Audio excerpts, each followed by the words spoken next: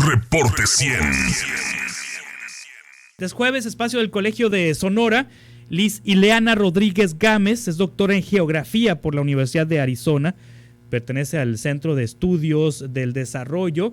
Esta mañana nos va a platicar sobre el presupuesto, sobre la evolución del gasto público, avances y retrocesos de la presupuestación.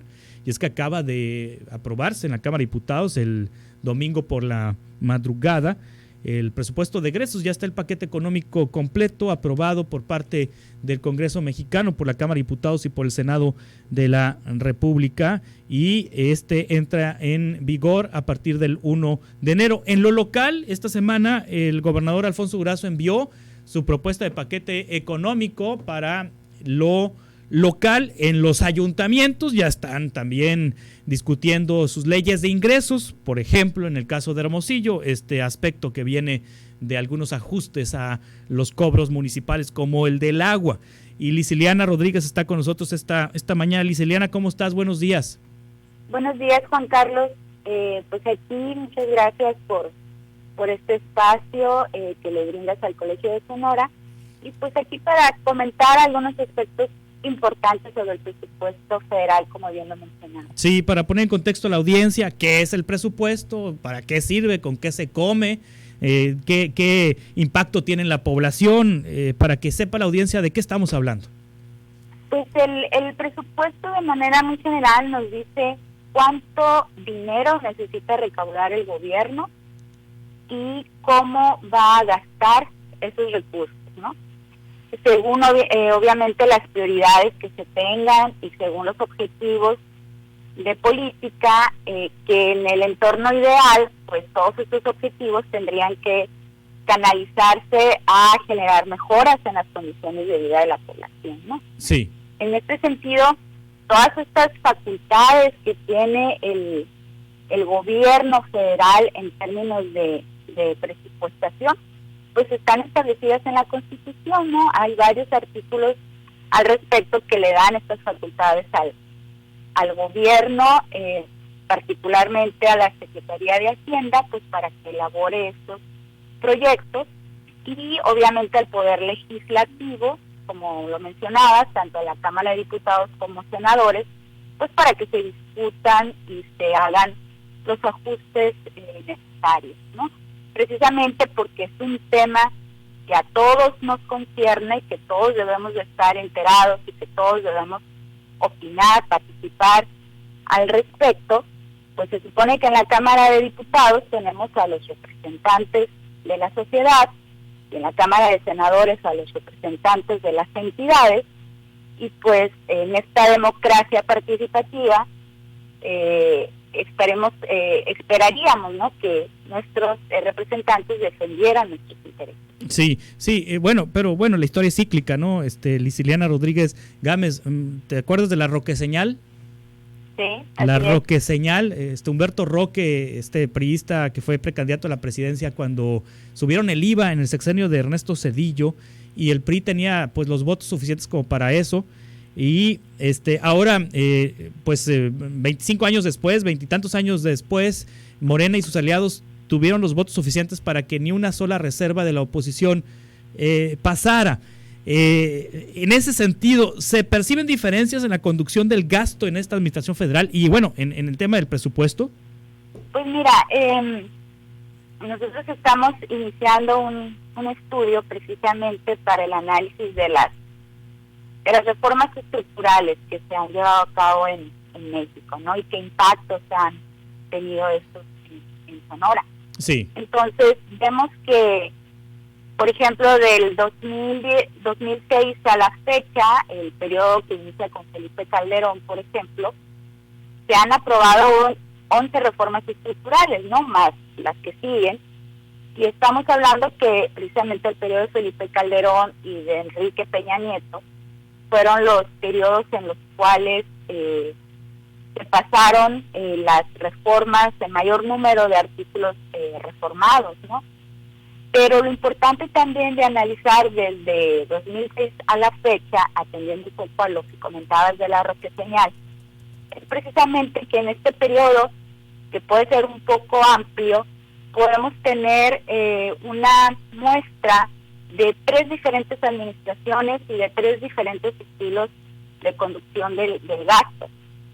Felipe Calderón, panista; Enrique Peña Nieto, priista; y Andrés Manuel López Obrador, morenista, y que obviamente cada uno de estos 3 presidentes en sus momentos, en sus sexenios, tuvieron el control del Congreso, ¿no? Sí. Y que entonces eso permitió pasar pues diversas iniciativas, ¿no? Lo importante también que debemos señalar es que cada uno de estos periodos tuvo características muy importantes, pero en general, y precisamente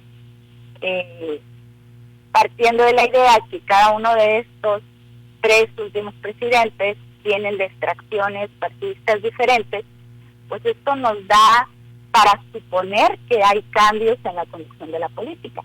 Pero si nos vamos ya a fondo, si nos vamos analizando aspectos ya más de fondo, pues realmente no hay cambios significativos. Sí, déjame decirte que realmente, precisamente porque todo está normado en la Constitución y en algunas leyes secundarias en materia presupuestaria, pues realmente los gobiernos hacen poco y pueden hacer poco.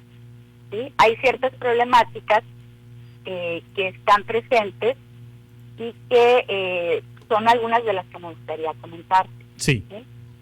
Por ejemplo, en el periodo de Felipe Calderón había una evolución más o menos estable económicamente, pero suceden 2 situaciones, ¿no? La crisis hipotecaria de Estados Unidos, y luego también tenemos ahí una pequeña epidemia por el H1N1 de influenza. Y esto obviamente trastoca el presupuesto, ¿no? Y de tener un desempeño favorable, pues va a tener un desempeño que va empeorando. En el siguiente sexenio, los primeros años inician con un escenario económico algo favorable, pero después tenemos problemas con el precio del petróleo, y algo que hay que rescatar, digamos, de este sexenio es la reforma hacendaria que se hizo en 2014. Se hizo ahí una reforma grande en términos tributarios que le permitió al gobierno precisamente aumentar en 10 puntos porcentuales la recaudación de impuestos, ¿no? Los ingresos por impuestos representaban el 55% en el año 2014-2015, y ya para el siguiente año, ya en el ejercicio siguiente, con la aplicación de estos impuestos, pues ya teníamos que los ingresos tributarios representaban el 62%. Entonces fue un incremento sustantivo que creo que ha ayudado mucho al actual sexenio, a la actual administración, pues a sortear los malos escenarios económicos, ¿no? Por un lado, recordemos que incluso antes de que iniciara la pandemia, pues México ya estaba experimentando cierta desaceleración económica, principalmente porque los precios del petróleo, que habían mantenido una recuperación a partir del 2016, pues en el 2019 empiezan a bajar de nuevo, ¿no? Y aunque ya se había reducido un poco la dependencia de los ingresos petroleros en el presupuesto, todavía siguen implicando un porcentaje considerable. Entonces el gobierno actual pues anuncia su política de austeridad, de contención del gasto, pero que son políticas que todos los gobiernos han emprendido en alguna o mayor medida, en menor o mayor medida, ¿sí? Entonces, realmente cuando es necesario aumentar o redirigir recursos hacia ciertos sectores, todos los gobiernos toman las mismas medidas. En ese sentido no hay diferencia. Donde sí hay diferencias es precisamente en que ese dinero que vamos a redirigir, pues lo vamos a canalizar a los objetivos y a los compromisos políticos que mi gobierno adquirió o está adquiriendo, ¿no? Que eso sería lo cuestionable, o lo que en base a lo cual pudiéramos encontrar diferencias, ¿no? Y una de estas diferencias importantes pues ha sido la reducción del gasto económico o del gasto en lo que tiene que ver con desarrollo económico, ¿no? Sí. Gobiernos anteriores pues obviamente tenían prioridad en este tipo de gasto. El gobierno actual tanto en su discurso como en la práctica pues ha dado un mayor acento al desarrollo social, al gasto en desarrollo social, en detrimento obviamente del gasto en desarrollo económico, pero al final de cuentas son esos compromisos que se van haciendo y que requieren atención, ¿no?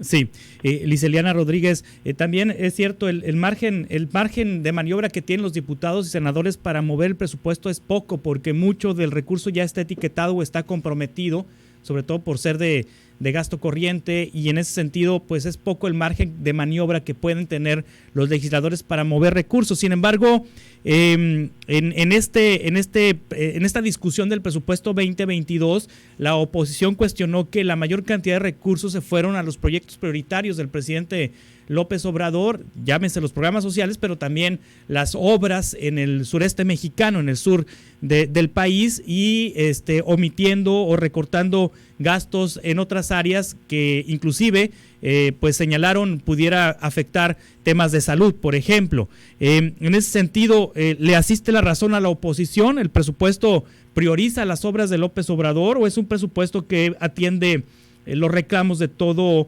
los sectores y de toda la sociedad mexicana? Mira, el presupuesto, que son alrededor de poco más de 7 billones de pesos, como bien lo mencionabas,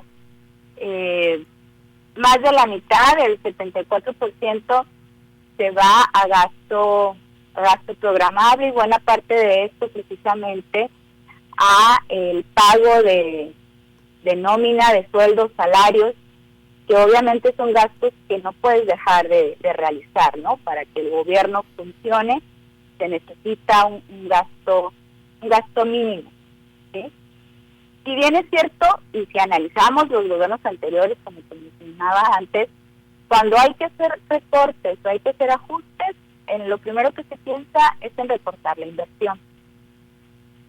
Cuando inicia el gobierno de Andrés Manuel, pues obviamente sus grandes proyectos como el Tren Maya, la refinería, el aeropuerto, ¿sí?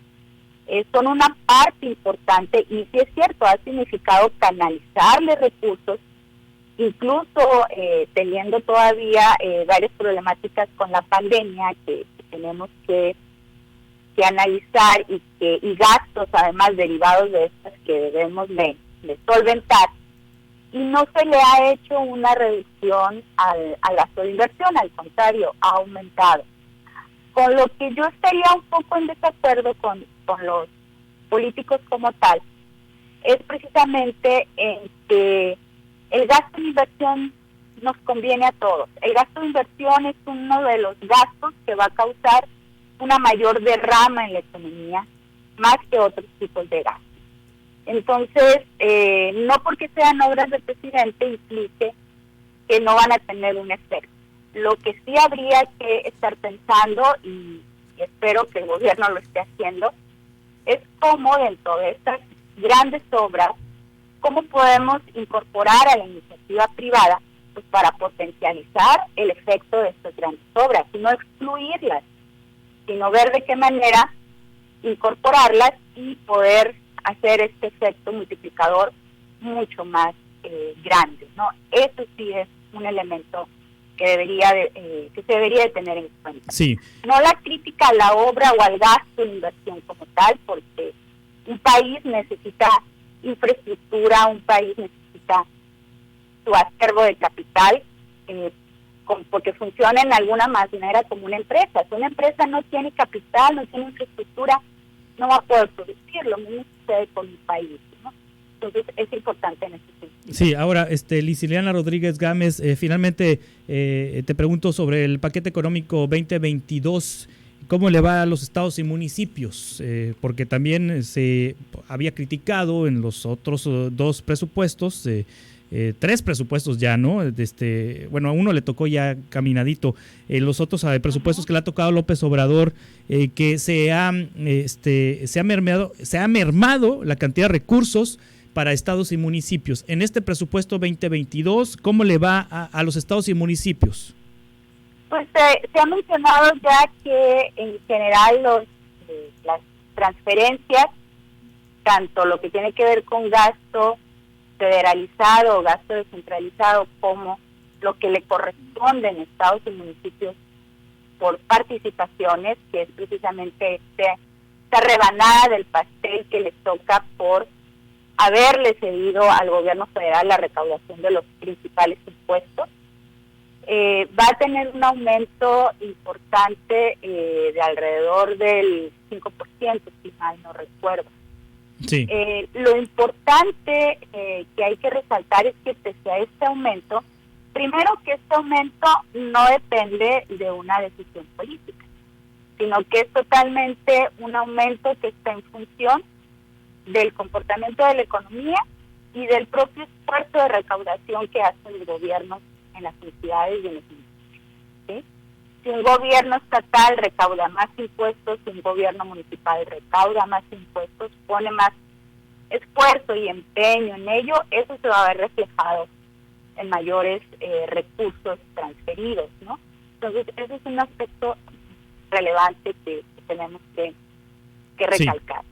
El otro aspecto tiene que ver con que hay ciertas problemáticas en lo que tiene que ver con la presupuestación que se presentan o se generan en el entorno federal, pero que se replican para los estados y para los municipios.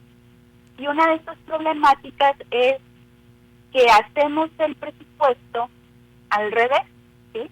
O para decirlo en pocas palabras, el proceso presupuestario está de cabeza, ¿sí? Generalmente se supondría que primero revisamos con cuántos ingresos contamos, ¿sí? Para luego hacer nuestra programación de gastos. Pero realmente, y sobre todo a nivel federal, y dependiendo también de la capacidad administrativa de los gobiernos estatales y municipales, lo que hacemos primero es ver cuáles son esos gastos a los cuales no podemos renunciar, a los cuales tenemos que realizar de manera irremediable. En el caso de México, te menciono al menos 5, y que son muy importantes y que van a seguir creciendo en el futuro, que son las pensiones de los mexicanos, de todos aquellos que se encuentran ya jubilados y los que se van a ir jubilando en los próximos años, ¿no? Número 2, el pago de intereses por la deuda, que viene siendo un porcentaje menor, pero muy importante, alrededor del 80% de lo que se les entrega a todas las entidades y municipios, de lo que el gobierno federal les entrega a entidades y municipios. Entonces, si no tuviéramos que pagar deuda, prácticamente le pudiéramos duplicar las transferencias a los gobiernos estatales y municipales. Sí. 3, el pago de las pensiones no contributivas de los adultos mayores, que ahora ya sabemos que son pensiones universales y que obviamente van a implicar también un gasto gubernamental irremediable. 4, cuarto, el pago de la nómina gubernamental. Y 5, las participaciones que tenemos que hacer a estados y municipios, a las cuales no podemos sacarle la vuelta, porque hay convenios, hay sistemas, hay acuerdos de que si pertenecemos a la federación, nos tienen que dar un porcentaje de los impuestos que pagamos. Entonces, en función de estos gastos, hacemos nuestro presupuesto de egreso. Sí. Y vemos qué margen tenemos para cumplir con aquellos compromisos que hemos hecho, con aquellos objetivos de planeación, de política pública, con los propios objetivos de propuestos con el gobierno, como las obras de infraestructura, etcétera.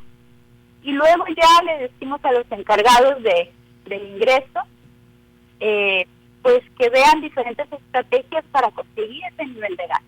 Sí. Si hay que elevar impuestos, si hay que tener más controlados al padrón de contribuyentes, si hay que pedir más deudas, si hay que aumentar el precio de los productos y servicios que ofrece el gobierno. Búscame de donde se puede el ingreso para cumplir con este nivel de gasto. Y lo seguimos haciendo de manera inercial, ¿sí? Sexenio tras sexenio, no importa de qué partido sea, y año con año, no importa el contexto en el cual nos encontramos.